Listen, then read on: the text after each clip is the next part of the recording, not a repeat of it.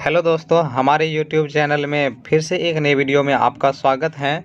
इस वीडियो में हम आपको कुल मिलाकर के 1 से लेकर के 100 सवाल को करवाएंगे और ये सभी के सभी सवाल अति महत्वपूर्ण सवाल होने वाले हैं। और यहाँ से जो है सो आपका पुष्पा सीरीज शुरू हो गया है और पुष्पा सीरीज में को हम कुल मिलाकर के 2 चरणों में रखे हैं, जिसमें पहले चरण में हम आपको कुल मिलाकर के 100 प्रश्न करवाएंगे और दूसरे चरण में भी हम आपको 100 प्रश्न को करवाएंगे। और अगर हम बात करते हैं इसका फ़ायदा क्या होने वाला है, तो अगर इस दोनों चरण को आप कर लेते हैं तो इसमें से अधिकांश सवाल जो है टकराने की सबसे ज़्यादा भूमिका जो है सो इन दोनों सीरीज का होगा। तो चलिए वीडियो को शुरू करते हैं। पुष्पा सीरीज आपका 1 आ गया है और दूसरा जल्द ही लॉन्च होने वाला है और अगला जो वीडियो होगा उसमें आपको पुष्पा 2 सीरीज देखने के लिए मिलेगा। तो इस वीडियो में हम कुल मिलाकर के 100 एकदम सुपर फास्ट क्वेश्चंस करने वाले हैं और आपको बिल्कुल जो है सो सभी सवाल को एकदम गोली की रफ्तार से तुरंत करवा देंगे। इसमें हम ज़्यादा डिस्कस नहीं करने वाले हैं, सभी सवाल को जो है सो हम तुरंत आपको काफ़ी फास्ट जो है सो तुरंत करवा देंगे। तो चलिए बिना देर के वीडियो को शुरू करते हैं। और इससे पहले आपके लिए मोटिवेशन है और इसमें देखिए जितने भी सवाल होंगे सभी के सभी सवाल जो है ये आपके माँ के सपने को पूरा करने वाला सवाल है। सभी सवाल अति महत्वपूर्ण सवाल हैं। इसको आप एग्ज़ाम से पहले एक बार देख करके ज़रूर जाइएगा और आपको अगर एग्ज़ाम में इससे काफ़ी ज़्यादा बेनिफिट नहीं हुआ तो फिर आकर के हमें कमेंट करके आप बोलिएगा, ठीक है। चलिए इससे पहले आपके लिए एक मोटिवेशन है। ए मंजिल तुझे कैसे छोड़ दूँ, ए मंजिल तुझे कैसे छोड़ दूँ, तू तो मेरी माँ का ख्वाब है, मैं अपनी माँ का ख्वाब कैसे तोड़ दूँ, मैं अपनी माँ का ख्वाब कैसे तोड़ दूँ, मेरी माँ को घर पर मेरे जीत का इंतज़ार है, मेरे माँ को घर पर मेरे जीत का इंतज़ार है। तो दोस्तों देखिए आपकी अगर बात करते हैं, आपके माँ या फिर आपके पिता जो होते हैं वो आपके सफलता के लिए हमेशा जो है सो वो भगवान से प्रार्थना करते रहते हैं और उन्हें आपसे कुछ न कुछ उम्मीद होती है कि भाई मेरा जो बचवा है वो कुछ अच्छा करके आएगा। तो अभी आपके पास मौका है कि आपको जो है सो अपना नाम और अपने माता पिता का नाम जो है सो रोशन करने का जो है मौका है। अब जम के मेहनत कीजिए और एग्ज़ाम को एकदम उसकी औकात दिला करके आइए। तो चलिए वीडियो को शुरुआत करते हैं। हम पहले सवाल से। पहला सवाल है आपका, निम्नलिखित में से कौन सा संवहन उत्तक है। तो देखिए संवहन उत्तक जाइलम और फ्लोएम दोनों होता है, यानी कि ऑप्शन नंबर डी आपका बिल्कुल सही जवाब हो जाएगा। अगले सवाल को देखते हैं। अगला सवाल है, प्रोटोजोआ उत्सर्जी पदार्थों का निष्कासन कैसे करता है। तो प्रोटोजोआ जो होता है वह विसरण की क्रिया के द्वारा उत्सर्जी पदार्थों का निष्कासन करता है। अगले सवाल को देखते हैं। सवाल नंबर 3 है, मनुष्य के शरीर की सबसे बड़ी ग्रंथि होती है। तो मनुष्य की शरीर की सबसे बड़ी ग्रंथि यकृत होती है और शरीर की सबसे छोटी ग्रंथि जो होती है वह पिट्यूटरी ग्रंथि होती है और उससे भी छोटा पूछ दिया जाए तो पीनियल ग्रंथि होती है। अगले सवाल को देखते हैं। शरीर का संतुलन बनाए रखता है। तो हमारे शरीर का संतुलन जो है वह सेरिबेलम बनाए रखता है, जो हमारे पश्च मस्तिष्क का हिस्सा होता है। अगले सवाल को देखिए। सवाल नंबर 5 है, किशोरावस्था में होने वाली शारीरिक परिवर्तन का कारण क्या होता है। तो देखिए किशोरावस्था में अगर हम बात करते हैं पुरुष की, तो पुरुष में जो है टेस्टोस्टेरोन के कारण शारीरिक परिवर्तन होता है और महिला में एस्ट्रोजन नामक हार्मोन के कारण शारीरिक परिवर्तन देखने के लिए मिलता है और जो भी लैंगिक लक्षण होते हैं वो देखने के लिए मिलता है। यानी कि ऑप्शन नंबर डी आपका बिल्कुल सही जवाब हो जाएगा। ए और बी दोनों सही है। अगले सवाल को देखिए। सवाल नंबर 6, मानव हृदय में कितने कोष्ठ होते हैं। तो मानव हृदय में कुल मिलाकर के 4 कोष्ठ पाए जाते हैं। अगर हम बात करते हैं मछली की, मछली में 2 कोष्ठ होते हैं और मेंढक में 3 कोष्ठ पाए जाते हैं। अगले सवाल को देखिए। रक्त क्या है। तो रक्त जो होता है यह एक उत्तक होता है और रक्त एक तरल संयोजी उत्तक है, यानी ऑप्शन नंबर ए आपका बिल्कुल सही जवाब है। अगले सवाल को देखिए। जीन शब्द किसने प्रस्तुत किया था। तो जीन शब्द जोहानसन नामक व्यक्ति ने प्रस्तुत किया था। अगर मेंडल की बात करते हैं तो मेंडल ने आनुवांशिकता का सिद्धांत दिया था। अगले सवाल को देखिए। तेलीय कागज होता है। तो तेलीय कागज जो होता है यह पूरी तरह से पारभासी होता है। ऑप्शन नंबर सी आपका बिल्कुल सही जवाब है। अगले सवाल को देखिए। एकदम सुपर फास्ट हम इसको सवाल को करवाते जाते हैं, अब ध्यान से देखते जाएं। लेंस द्वारा उत्पन्न आवर्धन की एसआई परिभाषक क्या होता है, यानी कि इसका ऐसा मात्रक क्या होता है, आपसे पूछ रहा है आवर्धन का। तो देखिए आवर्धन होता है m बराबर v/u। अगर हम बात करते हैं दर्पण की, तो दर्पण के लिए होता है m बराबर -v/u। तो यहाँ पे आपका जो है v बस अगर हम बात करते हैं भी की, तो भी प्रतिबिंब की दूरी हो जाती है और यू वस्तु की दूरी हो जाती है, और दोनों ऊपर और नीचे दोनों दूरी है तो दोनों का मात्रक मीटर हो जाएगा, मीटर मीटर कट जाएगा, यानी कि इसका कोई मात्रक नहीं आएगा। यानी आपका अगर हम बात करते हैं आवर्धन की, तो आवर्धन मात्रक विहीन होता है, यानी ऑप्शन नंबर डी आपका बिल्कुल सही जवाब है। आइए अगले सवाल को देखिए। सवाल नंबर 11 है, प्रकाश की चाल विभिन्न माध्यमों में क्या होती है? तो देखिए प्रकाश की चाल विभिन्न माध्यमों में भिन्न भिन्न होती है, ऑप्शन नंबर बी आपका बिल्कुल सही जवाब है। आइए अगले सवाल को देखते हैं। अगला सवाल है, वायु में प्रकाश की चाल निर्वात की अपेक्षा क्या होती है? तो वायु में प्रकाश की चाल निर्वात की अपेक्षा हम बात करते हैं तो निर्वात की अपेक्षा वायु में प्रकाश की चाल कम होती है, और निर्वात में प्रकाश की चाल सबसे अधिक होती है, और सबसे कम अगर बात करते हैं तो सघन माध्यम में होती है, और सघन माध्यम में प्रकाश की चाल कम होती है और विरल माध्यम में प्रकाश की चाल अधिक होती है। आइए अगले सवाल को देखिए। सवाल नंबर 13 है, लेंस में मुख्य फोकस की संख्या कितनी होती है? तो लेंस में मुख्य फोकस की संख्या 2 होती है, ऑप्शन नंबर बी बिल्कुल सही जवाब है। अगले सवाल को देखिए, विद्युत का अच्छा चालक कौन होता है? तो विद्युत का सबसे अच्छा चालक जो होता है वह चांदी होता है, विद्युत और ऊष्मा का अच्छा चालक होता है। आगे हम बात करते हैं 15 सवाल नंबर, शुष्क सेल में ऋण इलेक्ट्रोड बना होता है। तो देखिए शुष्क सेल जो होता है इसमें ऋण इलेक्ट्रोड जो होता है यह जस्ते यानी कि जिंक का बना हुआ होता है, ऑप्शन नंबर सी बिल्कुल सही जवाब है। चलिए अगले सवाल को देखते हैं। नेक्स्ट सवाल है, 1 जूल का मान होता है? तो देखिए अगर हम बात करते हैं 1 कैलोरी की, तो 1 कैलोरी बराबर होता है 4.18 जूल। इसके हिसाब से अगर हम देखें तो 1 जूल में कितना कैलोरी हो जाएगा? तो 1 जूल में हो जाएगा आपका, अगर कैलोरी की बात करते हैं तो 1 में अगर आप 4.18 से भाग देते हैं तो आपको आ जाएगा 0.24, यानी कि ऑप्शन नंबर ए बिल्कुल सही जवाब हो जाएगा। आप भाग दे करके चेक कर लीजिएगा, ठीक है। सवाल नंबर 17 को देखिए, बुझा हुआ चूना है, बुझा हुआ चूना कहा जाता है कैल्शियम हाइड्रोक्साइड को, कैल्शियम ऑक्साइड को बिना बुझा हुआ चूना कहा जाता है, कैल्शियम कार्बोनेट जो होता है ये संगमरमर या फिर खरिया का सूत्र होता है। अगर हम कैल्शियम की बात करते हैं तो कैल्शियम से हमारे हड्डियों का निर्माण होता है, और कैल्शियम की परमाणु संख्या जो होती है वो 20 होती है और द्रव्यमान संख्या 40 होती है। आइए अगले सवाल को देखते हैं। नेक्स्ट सवाल है सवाल नंबर 18, निम्न में कौन भस्म नहीं है? तो देखिए धातु के ऑक्साइड जो होते हैं वो भस्म होते हैं, क्षारीय होते हैं, और ये तो बिल्कुल आपका क्षार है ही, और ये आपका हो जाता है सोडियम कार्बोनेट, ये भी क्षार है, यानी कि ऑप्शन नंबर सी बिल्कुल सही जवाब हो जाएगा। NaCl यह एक लवण है ना कि क्षार है या भस्म है, मतलब भस्म नहीं है, यानी ऑप्शन नंबर जो है सो आपका बी बिल्कुल सही जवाब हो जाएगा। NaCl एक लवण है। आइए अगले सवाल की ओर चलते हैं। अगला सवाल है, जस्ता का एस क्या है? तो जस्ता का एस जो होता है यह जिंक ब्लेंडे होता है, यानी कि ऑप्शन नंबर बी बिल्कुल सही जवाब है। अगले सवाल को देखिए। सवाल नंबर 20 है, सिलिकॉन एक है, तो सिलिकॉन एक उपधातु है, आप याद रखिएगा सिलिकॉन एक उपधातु है, उपधातु की कुल संख्या 7 होती है। अगले सवाल को देखते हैं। सवाल नंबर 21 है, एल्कोहल में कौन सा तत्व उपस्थित नहीं होते हैं? तो देखिए अगर हम बात करते हैं एल्कोहल की, तो एल्कोहल में कार्बन होता है, ऑक्सीजन होता है, हाइड्रोजन होता है, नाइट्रोजन नहीं होता है, ऑप्शन नंबर डी आपका बिल्कुल सही जवाब हो जाएगा। नाइट्रोजन इसमें नहीं पाए जाते हैं। अगले सवाल को देखिए। सवाल नंबर 22, मेथेनोइक अम्ल का सामान्य नाम क्या होता है? देखिए मेथेनोइक अम्ल का सामान्य नाम जो होता है ये फॉर्मिक अम्ल होता है, और इसका सूत्र हो जाता है HCOOH, इसका सूत्र हो जाता है। आगे हम बात करते हैं एसिटिक अम्ल, सिरका में एसिटिक अम्ल पाया जाता है, इमली में टार्ट्रिक अम्ल पाया जाता है, और लैक्टिक अम्ल जो होता है ये हमारे शरीर की जो मांसपेशियां होती हैं उसमें लैक्टिक अम्ल का निर्माण हो जाता है जब हम ज़्यादा दौड़ते हैं तो, और दही या दूध जो होता है उसमें लैक्टिक अम्ल पाया जाता है। अगले सवाल को देखिए। सवाल नंबर 23, अगले सवाल को देखिए। सवाल नंबर 23, स्वपोषी पोषण के लिए आवश्यक है, तो स्वपोषी पोषण के लिए क्लोरोफिल भी चाहिए, कार्बन डाइऑक्साइड भी चाहिए, सूर्य का प्रकाश भी चाहिए, यानी ऑप्शन नंबर डी आपका बिल्कुल सही जवाब है। आइए अगले सवाल को देखते हैं। सवाल नंबर 24 है, मैग्नीशियम पाया जाता है, तो क्लोरोफिल जो होता है इसमें मैग्नीशियम पाया जाता है, मोस्ट VVI है, इसको आप याद रखिएगा। मैग्नीशियम में क्या पाया जाता है? क्लोरोफिल पाया जाता है। आपके एग्जाम में आने की संभावना बहुत ज़्यादा है इस सवाल की। आइए अगले सवाल को देखते हैं। सवाल नंबर 25 है, निम्नलिखित में कौन पादप हार्मोन नहीं है? तो एथिलीन जो है ये पादप हार्मोन होता है, साइटोकाइनिन भी पादप हार्मोन होता है, ऑक्सिन भी पादप हार्मोन होता है, ऑक्सीटोसिन ये जो है पादप हार्मोन नहीं है बल्कि एक जंतु हार्मोन होता है, यानी ऑप्शन नंबर डी आपका बिल्कुल सही जवाब है। अगला सवाल है, फूल में नर जनन अंग होते हैं। तो देखिए फूल में नर जनन अंग जो होते हैं वो पुंकेसर होते हैं, बाकी इसमें से कोई भी जो है नहीं है, ये सभी के सभी जो है स्त्री जनन अंग होते हैं। आइए अगले सवाल को देखते हैं। सवाल नंबर 27 है, निम्नलिखित में किसमें द्विखंडन नहीं होता है? तो अमीबा में द्विखंडन होता है। ईस्ट की बात करें तो ईस्ट में जनन की क्रिया जो है मुकुलन द्वारा होता है, यानी कि ऑप्शन नंबर बी आपका बिल्कुल सही जवाब हो जाएगा।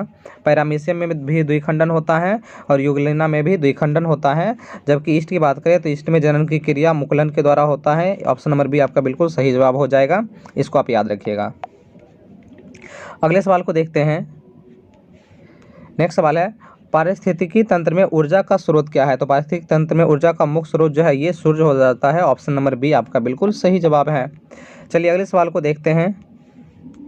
नेक्स्ट सवाल है, निम्नलिखित में से किसे आनुवांशिकी का पिता कहा जाता है? तो आनुवांशिकी के पिता कहलाते हैं option number B Gregor John Mendel साहब। अगले सवाल को देखिए। सवाल नंबर 30 है, हरे पौधे कहलाते हैं। हरे पौधे को जो है सो क्या कहा जाता है? उत्पादक कहा जाता है, यानी हरे पौधे जो होते हैं वो उत्पादक कहलाते हैं। ऑप्शन नंबर ए बिल्कुल सही जवाब हो जाएगा। तो दोस्तों एकदम वीडियो में कंटिन्यू बने रहना है और कहना है आपके लिए कि आंखों में अरमान लिया, मंजिल को अपना मान लिया, मुश्किल क्या आसान क्या, जब ठान लिया तो ठान लिया। तो चलिए अगले सवाल की ओर चलते हैं। हाँ, सवाल नंबर 30 था आपका कि हरे पौधे कहलाते हैं। हरे पौधे जो होते हैं ये उत्पादक कहलाते हैं या फिर इसको स्वपोषी भी कहा जाता है, तो डिपेंड करता है ऑप्शन कैसा है। चलिए दोस्तों अगले सवाल को उसकी औकात दिखाते हैं। नेक्स्ट सवाल है आपका, नर युग्मक में गुणसूत्र की संख्या कितनी होती है? तो देखिए नर युग्मक में गुणसूत्र की कुल संख्या 23 होती है। अगर आपसे संख्या में पूछ दे तो 46 गुणसूत्र पाए जाते हैं। अगले सवाल को देखिए, ओजोन परत पाई जाती है। ओजोन परत जो होता है ये स्ट्रेटोस्फीयर में पाई जाती है, यानी कि ऑप्शन नंबर ए आपका बिल्कुल सही जवाब हो जाएगा। चलिए अगले सवाल को देखते हैं। नेक्स्ट सवाल है आपका सवाल नंबर 33, दाढ़ी बनाने के लिए कौन सा दर्पण उपयुक्त होता है? तो दाढ़ी के बनाने के लिए जो है अवतल दर्पण उपयुक्त होता है, यानी कि इसमें जो है अवतल दर्पण आपको दिया हुआ नहीं है, तो इनमें से कोई नहीं। ऑप्शन नंबर डी आपका बिल्कुल सही जवाब हो जाएगा। उत्तल दर्पण का उपयोग साइड मिरर यानी कि पश्च दर्पण के रूप में किया जाता है, इसे भी आप याद रखिएगा। अगले सवाल को देखिए, श्वेत प्रकाश वर्णक्रम में किस रंग की किरण का विचलन सबसे अधिक होता है? तो देखिए सबसे अधिक विचलन जो होता है वो बैंगनी रंग का होता है और सबसे कम विचलन लाल रंग का होता है। इस दोनों ऑप्शन को आप याद रखिएगा। और बात करते हैं वर्ण विक्षेपण में, तो इसमें कुल मिलाकर के श्वेत प्रकाश के द्वारा 7 रंगों का निर्माण होता है, इसे भी आप याद रखें। और सबसे अधिक तरंगदैर्घ्य लाल रंग का होता है और सबसे कम तरंगदैर्घ्य जो होता है वो बैंगनी रंग का होता है। अगले सवाल को देखिए। सवाल नंबर 35 है, समतल दर्पण की फोकस दूरी कितनी होती है? तो याद रखिएगा समतल दर्पण की फोकस दूरी जो होती है वो अनंत होती है। ऑप्शन नंबर ए बिल्कुल सही जवाब है। अगले सवाल को देखिए। और हाँ, अगर आपसे पूछ ले कि अब जो समतल दर्पण होते हैं तो समतल दर्पण का आवर्धन कितना होता है, तो याद रखिएगा इसका आवर्धन +1 होता है। अगले सवाल को देखिए। सवाल नंबर 36 है, अवतल दर्पण के सामने वस्तु को कहाँ पर रखा जाए ताकि प्रतिबिंब उल्टा वास्तविक और वस्तु के समान बने? अगर प्रतिबिंब को हमें अवतल दर्पण में वस्तु का प्रतिबिंब हमें समान बनाना है तो उसको हमें रखना पड़ता है वक्रता त्रिज्या पर, यानी कि ऑप्शन नंबर जो है सो आपका सी बिल्कुल सही जवाब हो जाएगा, वक्रता त्रिज्या पर। अगले सवाल को देखिए। सवाल नंबर 37 है, तारे के टिमटिमाने का कारण क्या है? तो तारे के टिमटिमाने का कारण होता है वायुमंडलीय अपवर्तन, यानी ऑप्शन नंबर सी आपका बिल्कुल सही जवाब है। चलिए अगले सवाल को देखते हैं। सवाल नंबर 38 है, मानव नेत्र के लिए दृष्टि स्थायित्व होता है। तो मानव नेत्र के लिए दृष्टि स्थायित्व जो होता है वह 1/10 सेकेंड होता है। इसे आप 0.1 सेकेंड भी लिख सकते हैं, यानी कि ऑप्शन नंबर ए आपका बिल्कुल सही जवाब हो जाएगा। अगले सवाल को देखिए। सवाल नंबर 39 है, उत्तल दर्पण से बना काल्पनिक प्रतिबिंब होता है। देखिए उत्तल दर्पण से जो बना काल्पनिक प्रतिबिंब होता है वह सीधा होता है और वस्तु से छोटा होता है, इसे भी आप याद रखिएगा, यानी कि ऑप्शन नंबर सी आपका बिल्कुल सही जवाब हो जाएगा, सीधा एवं हरासित होता है। अगले सवाल को देखिए। सवाल नंबर 40 में आपसे पूछ रहा है कि अवतल लेंस का आवर्धन होता है। देखिए अवतल लेंस का जो आवर्धन होता है वह लेंस के आवर्धन की बात करें तो वह हो जाता है V/U। ऑप्शन नंबर ए आपका बिल्कुल सही जवाब हो जाएगा। अगर आपसे दर्पण का आवर्धन पूछ ले तो याद रखिएगा दर्पण का आवर्धन होता है -V/U। चलिए अगले सवाल की ओर चलते हैं। नेक्स्ट सवाल है सवाल नंबर 41, 1 मिली एम्पियर बराबर होता है। याद रखिएगा मिली में होता है 10⁻³ और माइक्रो में होता है, याद रखिएगा अगर 1 माइक्रो आपसे पूछ दे तो माइक्रो में होता है 10⁻⁻6। यहाँ पे आपसे पूछ रहा है कि 1 मिली एम्पियर बराबर होता है, तो याद रखिएगा 1 मिली एम्पियर बराबर होता है 10⁻³ एम्पियर। तो ऑप्शन नंबर ए आपका बिल्कुल सही जवाब हो जाएगा। और अगर आपसे पूछ दिया जाता है कि 1 माइक्रो एम्पियर बराबर कितना होता है, तो 1 माइक्रो एम्पियर बराबर होता है 10⁻⁻6 एम्पियर, तो आपका जवाब हो जाता है ऑप्शन नंबर डी। तो ऑप्शन नंबर ए जो है आपका बिल्कुल सही जवाब है। अगले सवाल को देखिए, इस सवाल नंबर 42 है, डीजल का उपयोग होता है। डीजल का उपयोग जो होता है यह भारी वाहनों में भी होता है, रेल के इंजनों में भी होता है और विद्युत उत्पादन में भी होता है, यानी ऑप्शन नंबर डी आपका बिल्कुल सही जवाब है। इनमें से सभी कार्यों के लिए होता है। आइए अगले सवाल को देखिए, सवाल नंबर 43 है आपके लिए कि सौर सेल, यहाँ पे इसको आप सही कर लीजिएगा, यहाँ पे हो जाएगा सौर सेल सौर ऊर्जा को रूपांतरित करता है। तो याद रखिएगा कि सौर सेल जो होता है वह सौर ऊर्जा को विद्युत ऊर्जा में रूपांतरित कर देता है। ऑप्शन नंबर डी आपका बिल्कुल सही जवाब है। चलिए अगले सवाल को देखिए, सवाल नंबर 44, सोना की परमाणु संख्या कितनी होती है। तो सोना की परमाणु संख्या जो होती है वह 89 यानी कि 89 होती है। ऑप्शन नंबर बी आपका, ऑप्शन नंबर ये जो है बी वाला आपका बिल्कुल सही जवाब हो जाएगा। यहाँ पे ऑप्शन थोड़ा उल्टा पुल्टा हो गया है तो इसे आप सही कर लीजिएगा। चलिए अगले सवाल को देखिए, नेक्स्ट सवाल है सवाल नंबर 45, निम्न में से कौन ऑक्सीकरण की क्रिया नहीं है। देखिए, दहन ऑक्सीकरण की क्रिया होती है, श्वसन भी ऑक्सीकरण की क्रिया होती है और अवक्षेपण अभिक्रिया भी ऑक्सीकरण की क्रिया होती है, यानी भोजन का पाचन जो है ऑक्सीकरण की अभिक्रिया नहीं होती है। ऑप्शन नंबर सी आपका बिल्कुल सही जवाब हो जाएगा। अगले सवाल को देखिए, सवाल नंबर 46 है, ऑक्सीजन की संयोजकता कितनी होती है। तो याद रखिए ऑक्सीजन की संयोजकता जो होती है वो 2 होती है। ऑप्शन नंबर सी आपका बिल्कुल सही जवाब है। अगले सवाल को देखिए, सवाल नंबर 47, अम्लीय वर्षा के लिए जल का पीएच मान होना चाहिए। अम्लीय वर्षा के लिए याद रखिएगा जल का पीएच मान जो है वह 5.6 से कम होना चाहिए। ऑप्शन नंबर सी बिल्कुल सही जवाब है, ऑप्शन नंबर बी बिल्कुल सही जवाब है। अगले सवाल को देखिए, सवाल नंबर 48 है कि चींटी के डंक में कौन सा अम्ल पाया जाता है। तो याद रखिएगा चींटी का जो डंक होता है उसमें फॉर्मिक अम्ल पाया जाता है। फॉर्मिक अम्ल को ही मेथेनोइक अम्ल भी बोला जाता है और इसका सूत्र हो जाता है HCOOH। चलिए अगले सवाल को देखिए, अगला सवाल है आपके लिए कि अगले सवाल को देखिए, नेक्स्ट सवाल है, विद्युत चुंबक बनाने के लिए किस पदार्थ के छड़ का उपयोग होता है। तो याद रखिएगा विद्युत चुंबक बनाने के लिए जो होता है नरम लोहे के छड़ का उपयोग होता है और अगर आपसे पूछ ले कि अस्थायी चुंबक बनाने के लिए, तो अस्थायी चुंबक बनाने के लिए इस्पात का प्रयोग किया जाता है। अगले सवाल को देखिए, सवाल नंबर 50 है आपके लिए और अभी जो है सो हम वर्तमान में एकदम आधे पायदान पे पहुंच चुके हैं और आपके लिए कहना है कि आंखों में जब अरमान लिया, मंजिल को अपना मान लिया, मुश्किल क्या आसान क्या, जब ठान लिया तो ठान लिया। तो अभी जो है हमें कुल मिलाकर के आगे 50 सवालों को और करना है और आप हमारे साथ बिल्कुल जो है सो वीडियो में बने रहें और कंटिन्यू आप वीडियो को देखते रहें। और इस 100 सवाल में से जो है कितने सवाल का जवाब आपको आता था, आप पहले से जानते थे, उसका जवाब आप कमेंट बॉक्स में ज़रूर दीजिएगा। हम आपके कमेंट का इंतज़ार करेंगे। चलिए अगले सवाल को देखते हैं और इसको भी हम जो है इसकी औकात दिखाते हैं। सवाल नंबर 50 है कि जब किसी चालक तार से विद्युत धारा प्रवाहित होती है तो गतिशील कण कौन होते हैं। तो जब चालक तार से प्रवाहित धारा किया जाता है तो गतिशील कण जो होते हैं वो इलेक्ट्रॉन होते हैं। ऑप्शन नंबर डी बिल्कुल सही जवाब है। आइए अगले सवाल को एकदम गोली की रफ्तार से करते हैं और बिल्कुल इसको धुआं कर देते हैं, दिलाते हैं इसकी औकात को हम। चलिए सवाल नंबर 51 है, ओम का नियम है। ओम का नियम बराबर होता है, ओम का नियम जो होता है वह भी बराबर होता है IR, यानी कि ऑप्शन नंबर ए ही आपका बिल्कुल सही जवाब हो जाएगा। चलिए अगले सवाल को देखिए, सवाल नंबर 52 है, विभवांतर का ऐसा मात्रक क्या होता है। तो याद रखिएगा विभवांतर का ऐसा मात्रक जो होता है वो वोल्ट होता है और विभव का भी ऐसा मात्रक वोल्ट होता है। एम्पियर विद्युत धारा का मात्रक होता है, शक्ति का मात्रक वाट होता है और ऊर्जा कार्य या ऊर्जा का मात्रक जो है वो जूल होता है। सवाल नंबर 53 है, आमीटर का प्रतिरोध होता है। आमीटर का प्रतिरोध जो होता है वो बहुत ही कम यानी कि बहुत ही छोटा होता है और अगर आपसे पूछ ले कि विभवांतर का प्रतिरोध क्या होता है तो याद रखिएगा विभवांतर का प्रतिरोध अनंत होता है। इसे भी आप याद रखिएगा। अगर एक अच्छा आमीटर होगा तो उसका प्रतिरोध बहुत ही कम होगा और एक अच्छा विभवांतर होगा तो उसका प्रतिरोध बहुत ही ज़्यादा होगा, यानी अनंत के बराबर हो सकता है। अगले सवाल को देखिए, सवाल नंबर 54 में आपसे पूछा जा रहा है कि विद्युत बल्ब का फिलामेंट निम्न में से किस धातु का बना होता है। याद रखिएगा विद्युत बल्ब का जो फिलामेंट होता है वह टंगस्टन का बना होता है, यानी ऑप्शन नंबर डी आपका बिल्कुल सही जवाब हो जाएगा। अगर हम बात करते हैं नाइक्रोम की, तो नाइक्रोम जो होता है विद्युत हीटर जो होते हैं, तो विद्युत हीटर या फिर विद्युत इस्त्री जो होती है उसका जो वायर तार होता है वो नाइक्रोम का बना हुआ होता है। चलिए अगले सवाल को देखिए, नेक्स्ट सवाल है आपका, रियोस्टेट का उद्देश्य होता है। तो याद रखिएगा रियोस्टेट का उद्देश्य जो होता है वह धारा के परिमाण में वृद्धि करना या फिर कमी करना रियोस्टेट का काम होता है। ऑप्शन नंबर सी आपका बिल्कुल सही जवाब हो जाएगा। अगले सवाल को देखिए, नेक्स्ट सवाल है आपका, सवाल नंबर 56, विद्युत आवेश का मात्रक क्या होता है? तो विद्युत आवेश का मात्रक जो होता है वह कूलम हो जाता है। जूल जो होता है ये कार्य या ऊर्जा का मात्रक होता है। प्रतिरोध का मात्रक ओम होता है। विभव या विभवांतर का मात्रक जो होता है वो वोल्ट होता है।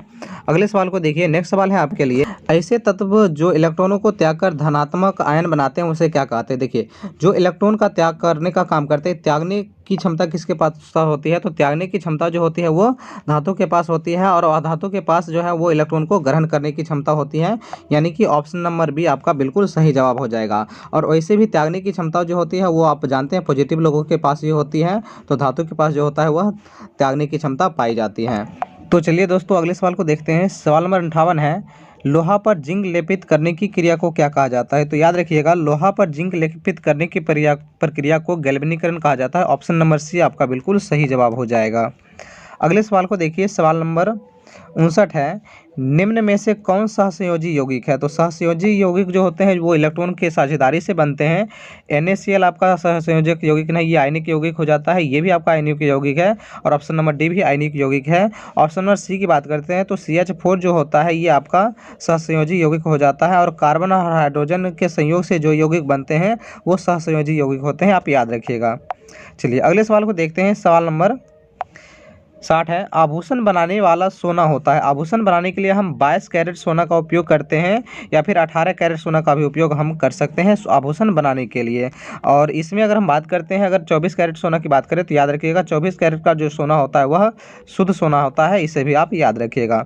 अगले सवाल को देखिए, सवाल नंबर 61 है कि सवाल नंबर 61 है, निम्न में से कौन उत्कृष्ट गैस है? उत्कृष्ट गैस की कुल संख्या 6 होती है। और इसमें अगर हम बात करते हैं तो आयोडीन, सिलिकॉन ये सभी उत्कृष्ट गैस नहीं है, ब्रोमीन भी नहीं है। आर्गन जो होता है ये उत्कृष्ट गैस होता है। और उत्कृष्ट गैस की अगर हम बात करते हैं उत्कृष्ट गैस की, तो उत्कृष्ट गैस की कुल संख्या जो है 6 होती है। उसमें से होता है हीलियम, नियोन, आर्गन, क्रिप्टन, जेनन और रेडन, ये सभी के सभी उत्कृष्ट गैस होते हैं, 6 उत्कृष्ट गैस होते हैं। चलिए अगले सवाल को देखिए, सवाल नंबर 62 है, तांबा एवं टीन के मिश्र धातु को क्या कहा जाता है? तो तांबा और टीन के मिश्र धातु को जो है वो कांसा कहा जाता है। पीतल जो होता है तांबा और जिंक का मिश्रण होता है। आइए अगले सवाल को देखते हैं। सवाल नंबर 63, प्लास्टर ऑफ पेरिस का रासायनिक सूत्र क्या होता है? तो प्लास्टर ऑफ पेरिस का जो रासायनिक सूत्र हो जाता है वो हो जाता है CaSO4 इंटू 1/2 यहाँ पे हो जाएगा, और 1/2 H2O हो जाएगा। यहाँ पे 2 छूट गया है तो इसको आप थोड़ा सा सही कर लीजिएगा। प्लास्टर ऑफ पेरिस का सूत्र क्या हो जाएगा? तो इसका सूत्र हो जाएगा CaSO4 इंटू 1/2 H2O, यहाँ पे 2 हो जाएगा। आइए सवाल नंबर 64 को देखिए। सवाल नंबर 64 है, अम्ल और क्षार आपस में अभिक्रिया कर बनाते हैं। तो अम्ल और क्षार आपस में अभिक्रिया करके जो है लवण बनाते हैं, और इस अभिक्रिया को उदासीनीकरण अभिक्रिया भी कहा जाता है। अगले सवाल को देखिए, सवाल नंबर 65, श्वसन के अंतिम उत्पाद क्या होते हैं? तो श्वसन के जो अंतिम उत्पाद होते हैं वह कार्बन डाइऑक्साइड होता है, H2O, यहाँ पे H2O हो जाएगा, जल होता है और ऊर्जा होता है। कितने ऊर्जा निकलते हैं? तो याद रखिएगा 38 ATP ऊर्जा का निर्माण होता है। ATP का फुल फॉर्म हो जाता है एडिनोसाइन ट्राइफॉस्फेट।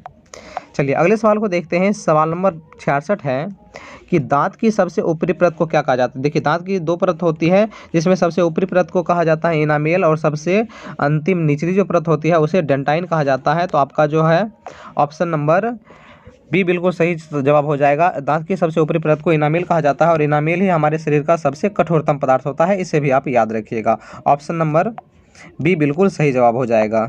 चलिए अगले सवाल को देखिए। सवाल नंबर 67,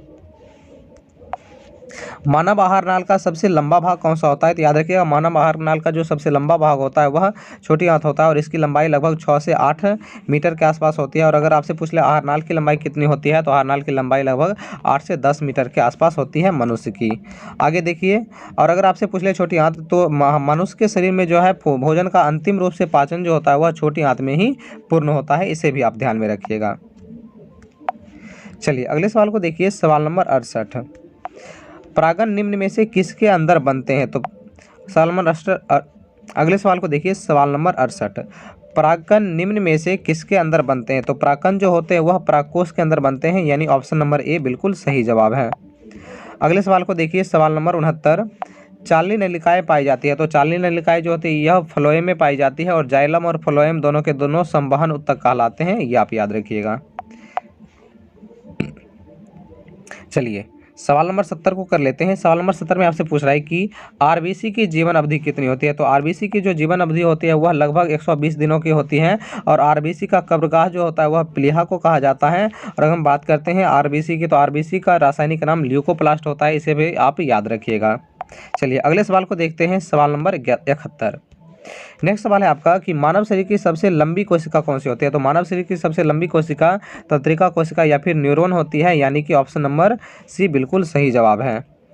और मानव शरीर की सबसे बड़ी कोशिका की बात करें तो मानव शरीर की जो सबसे बड़ी कोशिका होती है वो अंडाणु होती है, जो फीमेल में पाई जाती है, इसे भी आप याद रखिएगा। अगले सवाल को देखिए।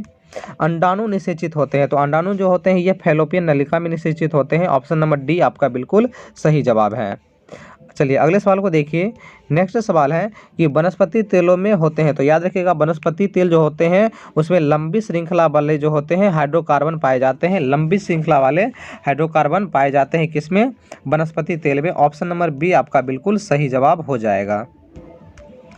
चलिए अगले सवाल को देखते हैं। सवाल नंबर 74। ब्यूटेन के कितने समावयवी होते हैं। देखिए ब्यूटेन की बात की जाए तो इसमें कार्बन की संख्या 2 कुल मिलाकर के 4 होती हैं और कार्बन में आप यहाँ पे और यहाँ पे जो है सो किसी भी दूसरे साइड चेन को लगा सकते हैं, यानी कि इसमें समावयवी की बात करें तो इसके कुल मिलाकर के 2 समावयवी हो जाते हैं। ऑप्शन नंबर बी आपका बिल्कुल सही जवाब हो जाएगा। अगले सवाल को देखिए। सवाल नंबर 75। मेंडलीव के आवर्त नियम में तत्व वर्गीकरण का आधार क्या है। देखिए मेंडलीव की आवर्त सारणी में बात करते हैं तो इनके आवर्त सारणी में जो है तत्व के वर्गीकरण का आधार जो है वह परमाणु द्रव्यमान था, जबकि आधुनिक आवर्त सारणी में तत्व के वर्गीकरण का जो आधार है वह परमाणु संख्या है और यह जो है वर्गीकरण किया गया है मोसले के द्वारा, इसे भी आप याद रखिएगा। चलिए अगले सवाल को देखते हैं। सवाल नंबर 76। अमोनिया के अणु में नाइट्रोजन एवं हाइड्रोजन के परमाणुओं का अनुपात क्या होता है। देखिए अमोनिया का सूत्र हो जाता है NH3 और इसके परमाणुओं की बात करें तो इसमें जो होता है नाइट्रोजन के 1 परमाणु है और हाइड्रोजन के कुल मिलाकर के 3 परमाणु है, तो इसका अनुपात हो जाता है 1:3, यानी कि ऑप्शन नंबर डी बिल्कुल सही जवाब है। नेक्स्ट सवाल है आपका, निम्न में से कौन कमरे के तापक्रम पर द्रवावस्था में पाया जाता है। तो कमरे के ताप पर जो द्रवावस्था में पाया जाता है वह हो जाता है आपका एथेनॉल। इसे एथिल अल्कोहल भी कहा जाता है और एथेनॉल का ही उपयोग शराब बनाने में भी किया जाता है, इसे आप याद रखिएगा। चलिए अगले सवाल को देखते हैं। नेक्स्ट सवाल है आपका कि सिरका में निम्न में से कौन सा अम्ल पाया जाता है। तो सिरका में जो होता है वह एसिटिक अम्ल पाया जाता है, एसिडिटी के डंग में फॉर्मिक अम्ल पाया जाता है। हाइड्रोक्लोरिक अम्ल की बात करते हैं यह हमारे पेट में जो होता है भोजन को पचाने में काम आता है, हाइड्रोक्लोरिक अम्ल। नेक्स्ट सवाल है सवाल नंबर 79। नेक्स्ट सवाल है आपका, निम्न में से कौन कार्बन के अपर रूप है। तो ग्रेफाइट भी कार्बन का अपर रूप होता है, हीरा भी कार्बन का अपर रूप होता है और फुलेरिन भी कार्बन का अपर रूप होता है, यानी कि ऑप्शन नंबर डी इनमें से सभी जो है आपका कार्बन के अपर रूप हैं। ऑप्शन नंबर डी बिल्कुल सही जवाब हो जाएगा। चलिए दोस्तों अगले सवाल को देखते हैं। सवाल नंबर 80 है, एक अणुसूत्र समान परंतु विभिन्न संरचना सूत्र वाले यौगिक कहलाते हैं। यानी कि आपसे पूछा जा रहा है कि ऐसे यौगिक जिसके अणुसूत्र तो समान होते हैं परंतु परमाणु उसकी जो संरचनाएं होती है वो भिन्न होती है, तो ऐसे यौगिक को क्या कहा जाता है। तो याद रखिएगा ऐसे यौगिक जो होते हैं वो समावयवी कहलाते हैं और इस घटना को समावयवता कहा जाता है। आइए अगले सवाल को देखते हैं। सवाल नंबर 81 है कि सिल्वर क्लोराइड का रंग होता है, यानी सिल्वर क्लोराइड का रंग कैसा होता है। तो याद रखिएगा सिल्वर क्लोराइड का रंग जो होता है वह श्वेत होता है, उजला होता है। ऑप्शन नंबर डी बिल्कुल सही जवाब है। अगले सवाल को देखिए। सवाल नंबर 82 है कि निम्नलिखित में लवण कौन है। NaOH जो है ये आपका हो जाता है क्षार हो जाता है, NaCl ये आपका लवण है, बाकी HCl जो है ये अम्ल, यानी कि ऑप्शन नंबर बी आपका बिल्कुल सही जवाब है। अगले सवाल को देखिए। सवाल नंबर 83, तूतिया यानी नीला थोथा का अणुसूत्र क्या होता है। देखिए इसी को जो है सो कॉपर सल्फेट भी कहा जाता है और इसका जो है सो अणुसूत्र आपका हो जाएगा option number A CuSO4 copper sulphate. अगले सवाल को देखिए। सवाल नंबर 84, गंधक की परमाणु संख्या है। तो गंधक की परमाणु संख्या जो है यह 16 होती है और इसका जो संकेत है वो S हो जाता है। ऑप्शन नंबर सी बिल्कुल सही जवाब हो जाएगा आपका। चलिए अगले सवाल को देखिए। अगला सवाल है सवाल नंबर 85, अधातु के ऑक्साइड होते हैं। तो याद रखिएगा अधातु के ऑक्साइड अम्लीय होते हैं और धातु के जो ऑक्साइड होते हैं वो क्षारीय होते हैं। धातु के ऑक्साइड क्षारीय होते हैं और अधातु के ऑक्साइड क्या होते हैं, अम्लीय होते हैं। आपसे अधातु का ऑक्साइड पूछा गया था तो अधातु के ऑक्साइड अम्लीय होते हैं। अगले सवाल को देखिए, सवाल नंबर 86, कार्बन है तो कार्बन एक अधातु है, याद रखिएगा। अगले सवाल को देखिए, सवाल नंबर 87, निम्न में से कौन सा असंतृप्त हाइड्रोकार्बन है? तो एल्केन जो होता है वह संतृप्त होता है और एल्कीन और एल्काइन जो होता है वो असंतृप्त होता है। इसमें आपको ढूंढना है इसमें कि कौन एल्कीन है। देखिए CH4 ये आपका एल्केन हो जाता है क्योंकि कार्बन की संख्या दोगुने से 2 ज़्यादा है। C2H6 ये भी एल्केन है। अगर हम बात करते हैं C2H4 की, तो ये जो है इसमें कार्बन की संख्या जो है हाइड्रोजन की संख्या कार्बन की संख्या से दोगुना है, तो ये जो है आपका ऑप्शन नंबर सी बिल्कुल सही जवाब हो जाएगा और यह एल्कीन है। और अभी तुरंत हम आपको बताएं कि एल्कीन और एल्काइन जो होते हैं वो असंतृप्त हाइड्रोकार्बन होते हैं। ऑप्शन नंबर सी आपका बिल्कुल सही जवाब हो जाएगा। चलिए अगले सवाल को देखिए, सवाल नंबर 88, एरोमेटिक हाइड्रोकार्बन होते हैं। देखिए बेंजीन के सदृश यौगिक को एरोमेटिक कहा जाता है, यानी ऑप्शन नंबर सी जो है ये बेंजीन का सूत्र है, तो सी बिल्कुल सही जवाब हो जाएगा। चलिए अगले सवाल को देखते हैं, सवाल नंबर 89, निम्नलिखित में से कौन अक्रिय गैस है? तो हीलियम जो है सो आपका अक्रिय गैस हो जाता है, यानी ऑप्शन नंबर बी बिल्कुल सही जवाब हो जाएगा। अगले सवाल को देखिए, सवाल नंबर 90, निम्नांकित में कौन उपधातु है? तो इसमें जो है सो आपका Sb यानी कि एंटीमनी इसे कहा जाता है, ये एक उपधातु है। ऑप्शन नंबर सी बिल्कुल सही जवाब है। अगले सवाल को देखते हैं, सवाल नंबर 91, पौधों में श्वसन होता है। तो पौधों में श्वसन जो है सो लगभग उसके सभी भागों से होता है, यानी कि ऑप्शन नंबर डी आपका बिल्कुल सही जवाब हो जाएगा। पौधों में श्वसन की क्रिया उसके सभी भागों से होती है। अगले सवाल को देखिए, निम्न में स्वपोषी कौन है? तो हरे पौधे जो होते हैं वो स्वपोषी होते हैं। ऑप्शन नंबर ए ही आपका सही जवाब हो जाएगा। ऑप्शन नंबर ए बिल्कुल सही जवाब है। चलिए अगले सवाल को देखिए, 93, कौन सी बीमारी श्वसन तंत्र से संबंधित है? तो याद रखिएगा निमोनिया जो होता है वो श्वसन तंत्र से संबंधित होता है। ऑप्शन नंबर बी बिल्कुल सही जवाब है।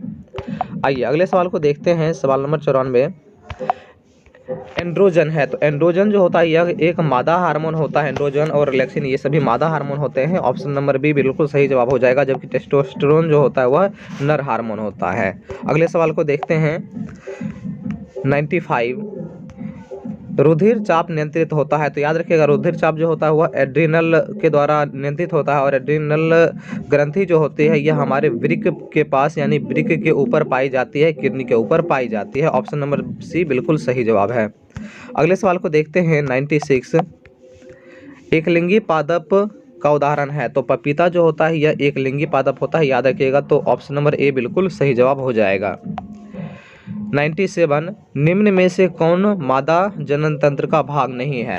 तो इसमें जो है सो अंडाशय मादा जनन तंत्र का भाग है, गर्भाशय भी मादा जनन तंत्र का भाग है, शुक्रवाहिका ये मादा जनन तंत्र का भाग नहीं होता है और ये जो है पुरुष जनन तंत्र का भाग होता है। फिर आपका अंडवाहिनी या फैलोपियन नलिका ये भी मादा जनन तंत्र का भाग होता है, यानी कि ऑप्शन नंबर सी आपका बिल्कुल सही जवाब है।